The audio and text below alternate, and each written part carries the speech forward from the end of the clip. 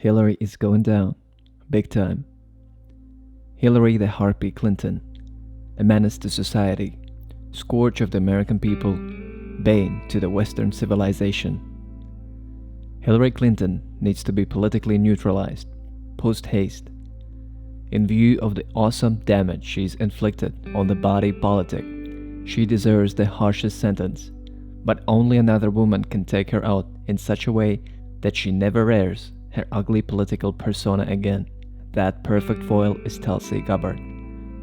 What else can be said about such a reprehensible public figure and serial loser as Hillary Rodham Clinton?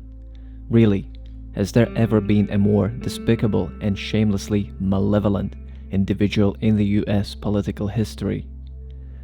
The recent comments Clinton made about Tulsi Gabbard are just so foul and repugnant that it's time for her to be removed from the American political scene for good.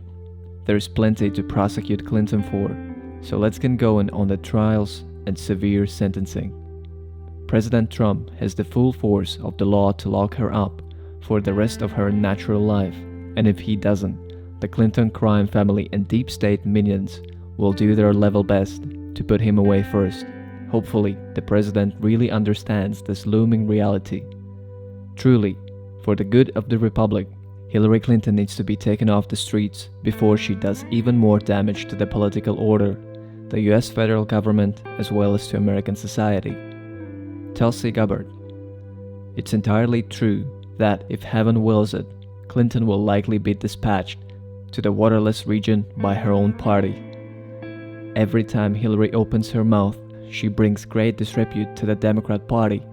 So why would they ever continue to tolerate her extremely destructive and divisive behavior? Enter one, Tulsi Gabbard.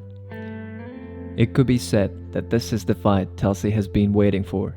She knows the Dems will never permit her nomination, so why not become the skunk at the 2020 Garden Party?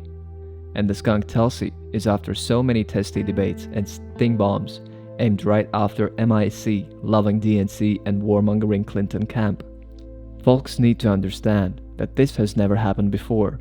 Such a nasty public feud within any major party has never broken out into the open quite like this. People also need to know that this internecine war will only intensify until one side or both are annihilated, totally.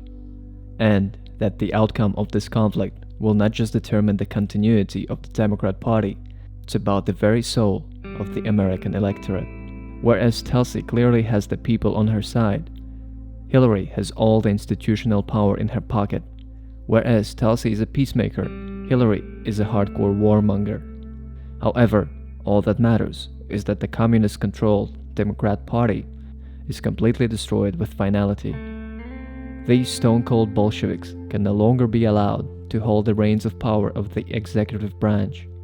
The utterly lawless and corrupt Obama administration graphically proved that over and over again. However, this thoroughly seditious organization, the Democrat Party, can only be demolished from within, since they will defensively unify against any outside force such as the Patriot Movement or Team Trump. Hence, the job has rightly fallen to Tulsi to take Hillary down as no one else can do. Clinton crime family. Shortly after the Clinton crime family took over the Democrat Party, the entire country has watched it degenerate into a full-blown crime syndicate. Who has not heard or read about the Clinton body count? Who does not know someone who has been Arkansased, or someone who knows someone who's been Arkansased? When the former President of the United States and his ex-Secretary of State, wife, are permitted to run roughshod over the US Constitution, various international treaties, federal statutes, state laws, and numerous department rules and regulations in broad daylight, there is something very wrong in America. After all, the whole world knows that the Clinton Foundation was nothing but a highly organized crime syndicate whose reach and ill-doings have no limits. That's because the Clinton Global Initiative was set up under the rubric of the company, which really does operate on every square inch of the planet Earth. The CIA is well known as the company throughout the global intel community. This single data point ought to inform the readers as to why the Clintons have literally gotten away with murder on mass scale also known as Arkanside. Well, around the corner of every bully is a much greater power just waiting to pounce when the bully least expects it. Catfight of the century. This is the one we've all been waiting for. Epochal catfight like this only come once in a great while. In Tulsi Gabbard, do we have a woman who fought for her country and who knows the horrors of war. She especially knows the outright lies and propaganda that were utilized to falsely justify the regime change wars, like the one she personally fought in Iraq, which was voted for by Senator Hillary Clinton of New York. Since that eye-opening military experience, Tulsi has watched Ms. Clinton promote one war after another. It was the US State Department under SOS Clinton that pushed the fake Arab Spring. Hence, Tulsi saw one Mideast nation after another fall after violent regime changes were stealthily engineered by Clinton, its state, and her well-hidden CIA co-conspirators.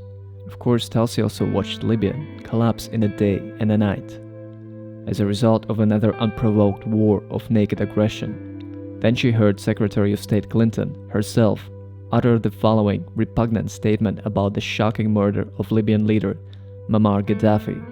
"We came, we saw, he died." Secretary of State Hillary Rodham Clinton. So Tulsi has witnessed the wiles and deceits of Hillary for quite some time now, and from different vantage points.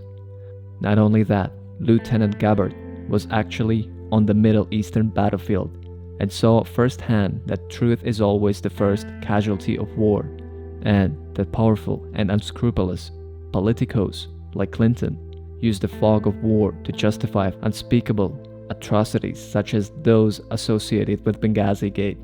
Is it any wonder that the USA audience is so captivated by this catfight of the century? Tulsi is going to war again for all of us. Only this time she's taken on the biggest, ugliest, and meanest feral cat in the junkyard. Now sit back, kick your feet up, grab your popcorn, and watch the fight of the century, Gabbard versus Clinton. Conclusion: Hillary is toast. She just doesn't know it yet. She's gonna crash and burn quicker than you can say Phoenix. And if Hillary even flirts for a nanosecond with the possibility of running again, we remind ex-candidate Clinton of this inconvenient fact of political life in America today. US Code. Hillary Rodham Clinton is disqualified from holding any public office in the United States government.